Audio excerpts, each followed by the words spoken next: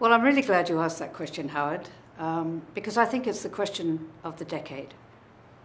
We've just gone through a pretty brutal economic recession, and it's caused a lot of people to take pause, to stop and reflect on their values. And we're finding that many consumers are, in fact, becoming a lot more mindful and considered in their choices. They're also starting to ask deeper questions of life, which is, what is the meaning and purpose of what they're doing?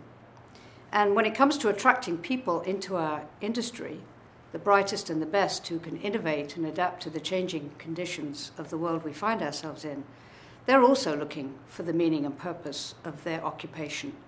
So we can't tempt with money and benefits anymore. We do have to offer a sense that they're going to create a better world. We're the connectors in the community. If the digital world connects bits of information and enables us to meet one another electronically through Facebook and YouTube, then tourism helps people meet in the flesh as human beings. And let's face it, our customers, tourists, they're not objects. They're not wallets on legs. They're real live human beings with feelings. And if we're doing our job right, we'll help them connect with people who see the world differently. And when you can see the world through someone else's eyes, you start to understand that maybe your perception and your perspective is not the only way to view the world. It's just one of many ways.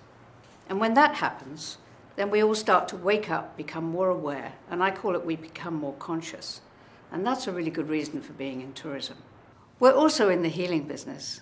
We refresh and rejuvenate. We take our tired and often worn down, you could even say broken guests, and we make them whole again. And it's no surprise that the word hospitality shares the same root as the word hospital or hospice. It's about making whole. And that's another reason I think that people involved in travel and tourism can and should become the change agents in their community at large and make those communities refreshed and rejuvenated and whole again. My last point is the most important of them all. If we're doing our job right in the tourism, travel, hospitality community, we'll be helping our clients, our guests, re-experience a deep sense of wonder and awe at this beautiful planet that we live on, this beautiful world. We'll help our guests actually fall in love with life again. And the reason that's so important is that people tend to protect what they've fallen in love with.